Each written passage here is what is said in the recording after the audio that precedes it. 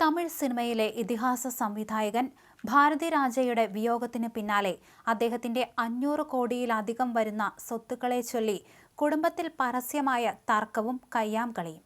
ഭാരതി രാജയുടെ മകൾ ജനനി ഐശ്വര്യയും മരുമകളും നടിയുമായ നന്ദനയും തമ്മിലാണ് സംസ്കാര ചടങ്ങുകൾ നടന്ന തേനിയിൽ വെച്ച് നൂറുകണക്കിന് ആളുകളെ സാക്ഷിയാക്കി ഏറ്റുമുട്ടിയത്. ഒടുവിൽ നടി രാധിക ശരത് കുമാർ ഉൾപ്പെടെയുള്ള ചലച്ചിത്ര പ്രവർത്തകർ ഇടപെട്ടാണ് ആ രംഗം ശാന്തമാക്കിയത്. പൂർണ്ണ ഔദ്യോഗിക ബഹുമതികളോടെ തമിഴകം ഭാരതി രാജയ്ക്ക് വിട നൽകുന്നതിനിടയിലാണ് സിനിമാ ലോകത്തെ ഒന്നടങ്കം വ്രണപ്പെടുത്തിയ ദൗർഭാഗ്യകരമായ സംഭവങ്ങൾ ഉണ്ടായത്.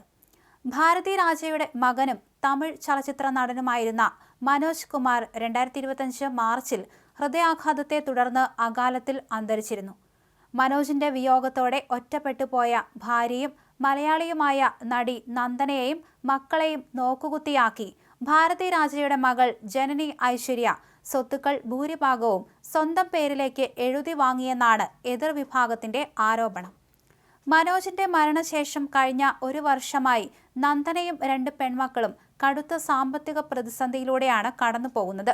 ഭാരതി രാജ ജീവിച്ചിരുന്നതിനാൽ അദ്ദേഹം തങ്ങൾക്ക് നീതി ഉറപ്പാക്കുമെന്ന പ്രതീക്ഷയിലായിരുന്നു ഇവർ. എന്നാൽ അദ്ദേഹത്തിന്റെ വിയോഗത്തോടെ സ്വത്തിൽ തങ്ങൾക്കുള്ള നിയമപരമായ വിഹിതം ആവശ്യപ്പെട്ടാണ് തർക്കത്തിന് കാരണമായത്.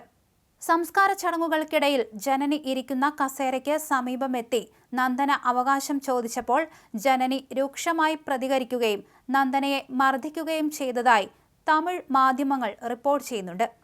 പൊതുജനങ്ങൾക്കും സിനിമാ പ്രമുഖർക്കും മുന്നിൽ വെച്ച് തർക്കം കയ്യാങ്കളിയിലേക്ക് നീങ്ങിയതോടെ ഭാരതി രാജയെ പിതൃതുല്യനായി കാണുന്ന നടി രാധിക ശരത് കുമാർ ഇരുകൂട്ടരുടെയും മുന്നിൽ കൈകൂപ്പി കേണപേക്ഷിച്ചാണ് താൽക്കാലികമായി രംഗം ശാന്തമാക്കിയത്. തുടർ സങ്കടം സഹിക്കാനാവാതെ പൊട്ടിക്കരഞ്ഞ നന്ദനയെയും മക്കളെയും രാധിക ആശ്വസിപ്പിക്കുന്നതിന്റെ ദൃശ്യങ്ങൾ സമൂഹ മാധ്യമങ്ങളിൽ വ്യാപകമായി പ്രചരിക്കുന്നുണ്ട്. തമിഴ് സിനിമയിലെ പ്രഗത്ഭനായ സംവിധായകനും നിർമ്മാതാവുമായിരുന്ന മനോജ് കുമാർ പിതാവിന്റെ താജ്മഹൽ എന്ന ചിത്രത്തിലൂടെയാണ് നായകനായി അരങ്ങേറിയത്. പിന്നീട് സമുദ്രം, മാനാട്, വിരുമൻ തുടങ്ങിയ നിരവധി ചിത്രങ്ങളിൽ ശ്രദ്ധേയമായ വേഷങ്ങൾ കൈകാര്യം ചെയ്തു.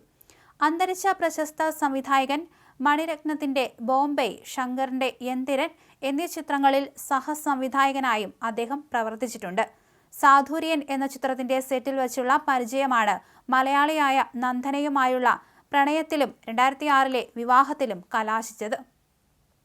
കുഞ്ചാക്കോ ബോബൻ നായകനായ സ്നേഹിതൻ ഉൾപ്പെടെയുള്ള ചിത്രങ്ങളിൽ അഭിനയിച്ച നന്ദന വിവാഹശേഷം ചലച്ചിത്ര രംഗത്തുനിന്ന് പൂർണ്ണമായി വിട്ടുനിൽക്കുകയായിരുന്നു.